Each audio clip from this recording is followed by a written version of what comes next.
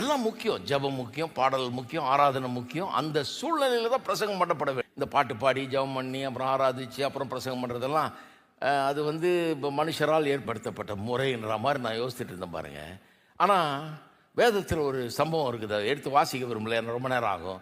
2 ராஜாக்கள் 3ஆம் அதிகாரத்தில் 14-15 வசனத்தை பார்த்தீங்கன்னா, யெகோசபாத் என்கிற ஒரு ராஜா இருந்தான். அந்த ராஜா கூட 2 ராஜாக்களை கூட்டிக்கிட்டு மோவாபியருக்கு எதிராக சண்டையிட போனான். இஸ்ரவேலின் ராஜாவையும் ஏதோமின் ராஜாவையும் கூட்டிக்கிட்டு 3 பேர் சேர்ந்து மோவாபியருக்கு எதிராக போகிறாங்க. போகும்போது 7 நாள் சோறு தண்ணி இல்லாமல் ஆயிடுச்சு வனாந்தரத்தில். சோறு தண்ணி இல்லாமல் ஆறதுன்னா இஸ்ரவேல் ராஜா பயந்துட்டு ஐயோ கர்த்தர் நம்ம மோவாபியர்கிட்ட ஒப்பு கொடுத்துட்டாரு, அதனால தான் சோறும் கிடைக்க மாட்டேங்குது தண்ணியும் கிடைக்க மாட்டேங்குது, நம்ம செத்து போகும் போல் இருக்குதுன்னு நினச்சி பதறான். இவன் சொல்கிறான், யெகோசபாத் அவன் ஒரு நல்ல ராஜா, அவன் சொல்கிறான், இல்லை நம்ம போய் எலிசான்னு ஒரு தீர்க்கதரிசி இருக்கிறார், எலியா தீர்க்கதரிசியுடைய சிஷியம் அவர்கிட்ட போய் கேட்போம், அவர் கர்த்தர் என்ன சொல்கிறாருங்கிறத நமக்கு சொல்லுவார், வாங்க போகலான்னு சொல்லி கூப்பிட்டு போய் எலிசா தீர்க்கதரிசிகிட்ட கொண்டு போகிறார். எலிசா தீர்க்கதரிசி போன உடனே சொல்ல வேண்டியதானே, ஆமாம் யுத்தத்துக்கு போ, கர்த்தர் சொல்கிறாரு, பேரெல்லாம் சொல்கிறாரு, மோவாபியரை கர்த்தரும் கையில் ஒப்பு கொடுப்பாருலாம் சொல்கிறாரு. ஆனால் உடனே சொல்லலை. போய் இவங்க இந்த மாதிரி சொன்ன உடனே சோறு தண்ணி இல்லாமல் செத்துக்கிட்டு இருக்கிறோம், என்னன்னு சொல்லுங்கள், கர்த்தர் என்ன எங்களை கை விட்டாரா என்னன்னு சொல்லுங்க ஐயான்னு சொன்னால் அவர் சொல்கிறாரு, ஒரு இசைக்கருவியை வாசிக்கிறவனை கொண்டு வாண்டுறாரு. நீங்கள் வாசித்து பாருங்கள் 14-15 வசனத்தில். ஆச்சரியமாக இருக்குது.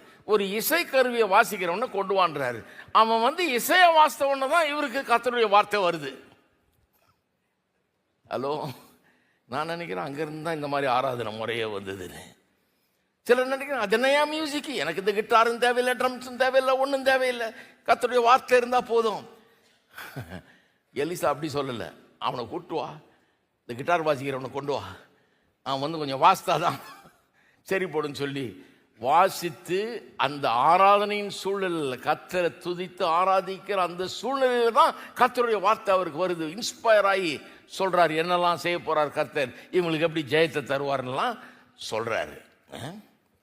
அப்போ நான் சொல்லுகிறேன், கூடி கர்த்தருடைய பாடல்களை பாடி இசையை வாசித்து ஜெபித்து இப்படி ஆராதித்து பண்ணும்போது அங்கே ஒரு இன்ஸ்பிரேஷன் உண்டாது. கர்த்தர் பேச ஆரம்பிக்கிறார். அப்படி வரும்போது நம்முடைய உள்ளங்களையும் நம்ம பல்வேறு கவலைகள், பாரங்கள், கஷ்டங்கள் மத்தியில் வர்றோம் பாருங்க. எதோ கவனத்தில் வர்றோம், சில நேரத்தில் கஷ்டத்தில் வர்றோம், பல கேள்விகள் இருக்குது, துன்பத்தை அனுபவிச்சவர்களாக வர்றோம். வந்த உடனே இந்த இசையும் பாடலும் ஜெபமும் நம்முடைய உள்ளத்தை ஆண்டவருக்கு நேராக திருப்புகிறது. ஏதோ பண்ணுது பாருங்க. இதில் ஒன்றும் வேல்யூ இல்லைன்னு சொல்ல முடியாது.